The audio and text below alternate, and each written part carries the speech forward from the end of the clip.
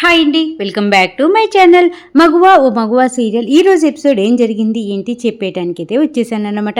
నేను సీరియల్ చెప్తూ ఉంటాను, మీ పని మీరు చేసుకుంటూ నేను చెప్పే సీరియల్ వింటూ హ్యాపీగా ఎంజాయ్ చేసేయండి. అరుణ సీరియల్ బాగా చెప్పావు, చక్కగా అర్థమైంది అనుకుంటే మర్చిపోకుండా నా ఛానల్ని లైక్ చేయండి, షేర్ చేయండి, సబ్స్క్రైబ్ చేసుకోండి. అలాగే కింద బెల్ సింబల్ ఉంటుంది కదా, దాన్ని గట్టిగా ఒక్క బాధేసేయండి.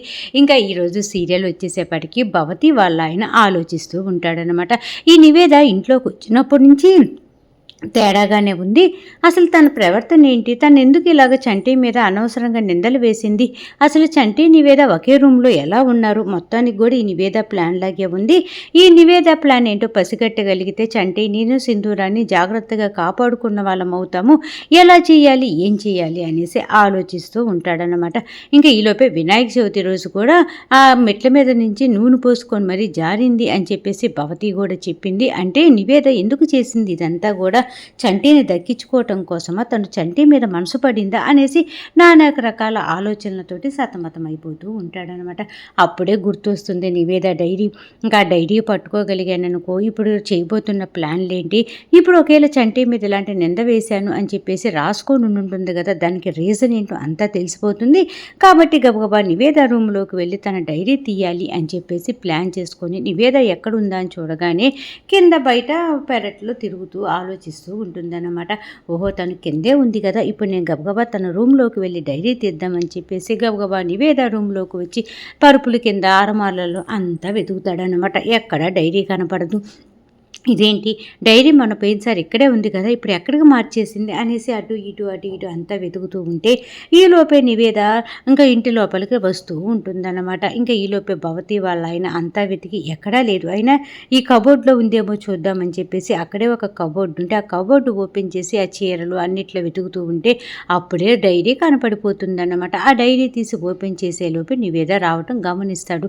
ఇంకా నివేద లోపలికి వస్తుందని అర్థమైపోయి అక్కడే ఒక తలుపు పక్కన దాక్కుంటాడనమాట. ఇంకా నివేద లోపలికి రాగానే ఇదేంటి ఈ బీరువా డోర్ ఓపెన్ చేస్తుంది, నేను ఇందాక వెళ్ళేటప్పుడే కదా లాక్ చేసి వెళ్ళాను, ఇదేంటా నేను వెళ్ళి వచ్చేలోపు ఓపెన్ అయ్యింది, నేను సరిగ్గా వేయలేదా లేకపోతే ఏం జరిగింది అని చెప్పేసి నివేద ఓ టెన్షన్ పడిపోతూ ఆ బీరువాలో ఇంకా డైరీ వెతుక్కుంటూ ఉంటుందన్నమాట. ఇంకా ఈలోపే పక్కన తలుపు పక్కన దాక్కొని ఉన్నాడు కదా భవతి వాళ్ళ ఆయన, నివేద ఏం చేస్తుంది అని చెప్పేసి కొంచెం అటు చూడగానే నివేద ఆ డైరీ గురించి ఎతుక్కుంటూ తన పనిలో తను నిమగ్నం అయిపోతుందన్నమాట. అప్పుడు భవతి వాళ్ళ అయినా సరే ఈ నివేద ఆ పనిలో ఉంది కదా, నేను చిన్నగా ఈ రూమ్లో నుంచి తప్పుకోవాలి అని చెప్పేసి నివేద చూడకుండా ఆ రూమ్లో నుంచి తప్పుకుంటాడనమాట. ఇంకా నివేద వెతగ్గా డైరీ కనపడలేదు, దీన్ని ఎవరో తీసుకొని వెళ్ళిపోయారు అని చెప్పేసి గమనిస్తుంది. ఇంకా నివేద కామ్గా ఉంటుంది. ఏంటి నివేద కామ్గా ఉంది అనేసి మన అందరికీ అనిపిస్తూ ఉంటుంది కదా, మొత్తానికి ఏం జరుగుతుందో చెప్తా చూడండి.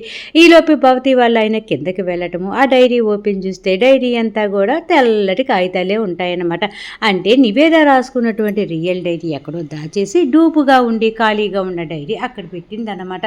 మొత్తానికి భవతి వాళ్ళ ఆయన ఆ వైట్ పేజీలతోటి ఉన్నటువంటి డైరీని చూసి ఇంకా అసలు ఆలోచించాల్సిన పనే లేదు, ఈ నివేద కావాలని చేసింది, తన డైరీ దొరికితే తన నిజస్వరూపం అంతా కూడా బయటకు వచ్చేస్తుంది అని చెప్పేసి ఇక్కడ ఖాళీగా ఉన్నటువంటి ఒక డైరీని పెట్టి మనుషుల్ని ఈ విధంగా చేస్తుంది. అంటే ఇన్ని రోజులు కూడా నివేద ఈ తప్పు చేస్తుందో లేదు అని చెప్పేసి నాలో కొంచెం అనుమానం ఉండేది. ఇప్పుడు ఈ డైరీని చూస్తుంటే తను నిజంగానే ఏదో చేయటానికే వచ్చిందని అర్థమైపోతుంది. కాబట్టి ఇంకా నివేద ప్లాన్లేంటి, ఈ చంటి సింధూరాన్ని ఏం చేయబోతుంది, ఇదంతా కూడా తెలుసుకొని కొంచెం జాగ్రత్తగా మెదలాలి అని చెప్పేసి భవతి వాళ్ళ ఆయన ఆలోచిస్తూ ఉంటాడనమాట. ఇక్కడ సీన్ ఇలా జరుగుతూ ఉంటే మొత్తానికి చెంగాలమ్మ ఇంకా మన చెంగమ్మలాగా మన చెంగాలమ్మ ఉంది కదా, చెంచలమ్మ గారిలాగా యాక్షన్ చేయడానికని ట్రై చేస్తూ ఉంటుంది కదా. ఈ యాక్షన్ చేసి ఒరే నేను ఇప్పుడు నిజంగానే చెంచలమ్మలాగా యాక్షన్ చేశానా అని చెప్పేసి తన దగ్గర ఉన్నటువంటి వాళ్ళందరిని అడుగుతూ ఉంటే వాళ్ళు ఏం చెప్తారు, అబ్బా మీరు సూపర్ అమ్మ, మీరు సేమ్ చెంచలమ్మ గారి లాగే చేశారు, మీ యాక్షన్ సూపర్గా ఉంది అని చెప్పేసి చెంగాలమ్మను పొగుడుతూ ఉంటారనమాట. ఇంకా చెంగాలమ్మ చెంచలమ్మ గారిలాగా యాక్షన్ చేయడానికి అంటే చెంచలమ్మను అసలు చూడలేదు, తన స్వభావం చూడలేదు, ఆదినారాయణ చెప్పినటువంటి విషయాలు చూసి తను అలా యాక్షన్ చేయడం స్టార్ట్ చేస్తుంది కదా. అప్పుడే అక్కడికి ఆదినారాయణ వస్తాడనమాట. రాగానే చెంగాలమ్మ ఆదినారాయణని చూసి ఓహో నువ్వు కూడా వచ్చావా, నా యాక్షన్ ఎలా ఉంది, చంచలమ్మలాగే యాక్షన్ చేస్తున్నాను అనగానే ఆదినారాయణ అంటూ ఉంటాడు, అస్సలు చండాలంగా చేస్తున్నావు, ఎక్కడా కూడా చంచలమ్మ గారి పోలికే నీలో లేదు అనగానే చెంగాలమ్మకు కోపం వస్తుందన్నమాట. అదేంటి నా వాళ్ళందరూ కూడా సూపర్గా ఉందంటుంటే నువ్వు బాగోలేదంటున్నావు అని చెప్పేసి అంటూ ఉంటే, నీ దగ్గర పనిచేస్తున్నటువంటి పావలాగాళ్ళు నువ్వు ఎలా నటించినా కూడా నువ్వు చంచలమ్మ గారిలాగే చేస్తున్నావు అంటారు, లేదంటే నువ్వు వాళ్ళ ప్రాణాలు తీస్తావని వాళ్ళకి తెలుసు కదా, నేను చెప్తున్నాను కదా ఎక్కడ చంచలమ్మలాగా నువ్వు యాక్షనే చెయ్యట్లేదు, అది కాకుండా ఆ యాకు నవలటం ముందు మానేసి అనేసి చెంగాలమ్మకు చెప్తూ ఉంటే ఆదినారాయణ అప్పుడు చెంగాలమ్మ అంటూ ఉంటుందన్నమాట, ముద్ద తినడం మానేమన్నా మానేస్తాను కానీ ఈ ఇది ఆకు నవలటం మానేమంటే మటుకు అస్సలు నా వల్లే కాదు, ఎందుకంటే ఈ ఆకు లేనిది నేను అస్సలు బతకలేను, ఈ ఆకే నాకు ఇష్టం, అది ఇది అని చెప్పేసి చెప్తూ ఉంటే, ఈ ఆకు నువ్వు నవ్వులుతూ ఉన్నావనుకో ఇంకా అస్సలు నువ్వు చెంచలమ్మలాగే నటించలేవు అని చెప్తూ ఉంటే చెంగాలమ్మ అంటూ ఉంటుంది, గంటకు ఒకసారి యాగు తినకపోతే దునియా మొత్తం నా కింద పడి నలిగిపోయినట్టుగా అనిపిస్తుంది, నా కళ్ళు తిరిగిపోతాయి, అది ఇది అంటూ ఉంటే ఇంక అప్పుడు ఆదినారాయణ చెప్తూ ఉంటాడు, నువ్వు యాకు నవిలితే కన్ఫామ్గా నేను చెంచలమ్మ అని అనుకోరు, నేను చెంగాలమ్మ అనేసి త్వరలోనే గుర్తుపడతారు, అసలు ఆ ఇంట్లో చాలా తెలివిగల వాళ్ళు ఉన్నారు అనేసి ఆదినారాయణ చెప్తూ ఉంటే చెంగాలమ్మ అంటూ ఉంటుంది, అబ్బా భలే పరేషాన్ పెట్టి నువ్వు సారు అనేసి ఇంకా సరే ఇంత బిల్డప్ ఇస్తున్నావు కదా, అసలు ఆ చెంచలమ్మని నాకు ఒకసారి చూపియ్యి, తనని చూస్తే కానీ నాకు తనలాగా యాక్షన్ చేసే తీరు తెలియదు, నువ్వు తనని చూపి అనేసి అనగానే ఇంకా రేపు రచ్చబండి ఉంది అక్కడికి చెంచలమ్మ వస్తుంది నీకు చూపిస్తాను అనేసి ఆదినారాయణ చెంగాలమ్మతో చెప్తూ ఉంటాడనమాట.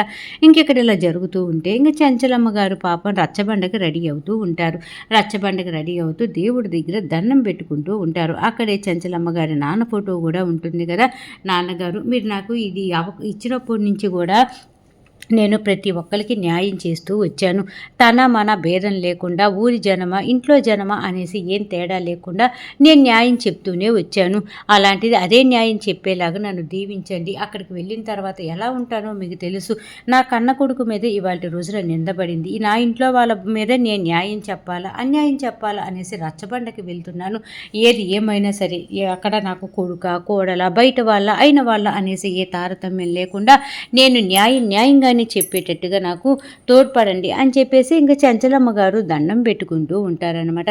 అప్పుడే అక్కడికి సింధూర వస్తుంది, సింధూర వచ్చి అత్తమ్మ అనేసి అనగానే చెప్పు సింధూర అన్నట్టుగా సింధూర వైపు చూస్తుంది చెంచలమ్మ గారు.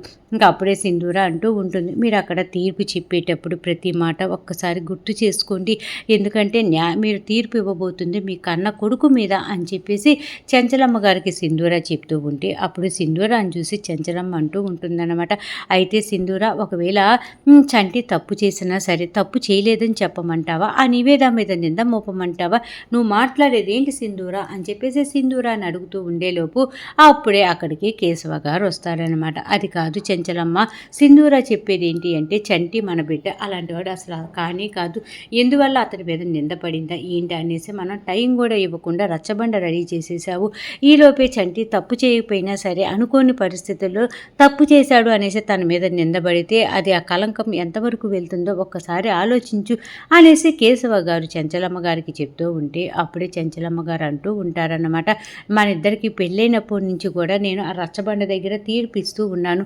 రచ్చబండలో ఎక్కిన తర్వాత నా ప్రవర్తన ఎలా ఉంటుందో మీకు తెలుసు, కాబట్టి మీరు అలా నన్ను అప్పటి నుంచి చూస్తున్న వాళ్ళు కూడా నా గురించి మీరు ఇలా ఆలోచిస్తున్నారా, ఏం మాట్లాడుతున్నారండి మీరు అని చెప్పేసి కేశవ గారిని చెంచలమ్మ అంటూ ఉంటే అప్పుడే కేశవ గారు అంటూ ఉంటారన్నమాట, నీ న్యాయం గురించి నువ్వు మాట్లాడే తీరు గురించి నాకు తెలియక కాదు చెంచలమ్మ, అక్కడ నిలబడింది మన బిడ్డ, అక్కడ నిలబడుతుంది మన ఇంటి పరువు, కాబట్టి ఒక్కసారి నువ్వు తీర్పు చెప్పేటప్పుడు ఒక్కసారి ఆలోచించమని గుర్తు చేస్తున్నాం అంతే తప్ప నువ్వు అబద్ధాలు చెప్పమని చెప్పట్లేదు, నీ తీరు పద్ధతి మార్చుకోమని మేము చెప్పట్లేదు అని చెప్పేసి కేశవ గారు సింధూర ముందు చెంచలమ్మ గారితో మాట్లాడుతూ ఉంటారన్నమాట. అప్పుడే చెంచలమ్మ గారు అంటూ ఉంటారు, అక్కడ న్యాయమో అన్యాయమో ఏం జరిగిందో అన్నీ వినిన తర్వాత ఆ తీర్పు ఎలా వస్తుందో నాకే తెలీదు, నేనైతే మటుకు నిజాయితీగానే ఉంటాను, నిజమే చెప్తాను, అక్కడ నిలబడింది నా కొడుకు కదా, నేను అబద్ధం చెప్పాలి అనేసి ఏమాత్రం అనుకోను అనేసి చెంచలమ్మ గారు కేశవ గారికి సింధూరాకి బద్దలు కొట్టినట్టుగా చెప్తూ ఉంటారనమాట.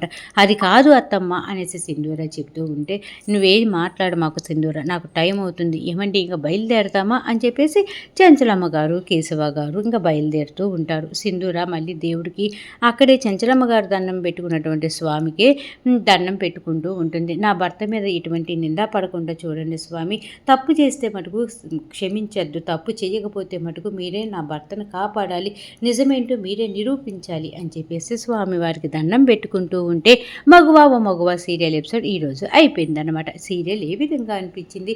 బాగుంది, చక్కగా ఉంది, అర్థమయ్యింది అనుకుంటే మర్చిపోకుండా నా ఛానల్ని లైక్ చేయండి, షేర్ చేయండి, సబ్స్క్రైబ్ చేసుకోండి. అలాగే కింద బెల్ సింబల్ ఉంటుంది కదా, దాన్ని గట్టిగా ఒక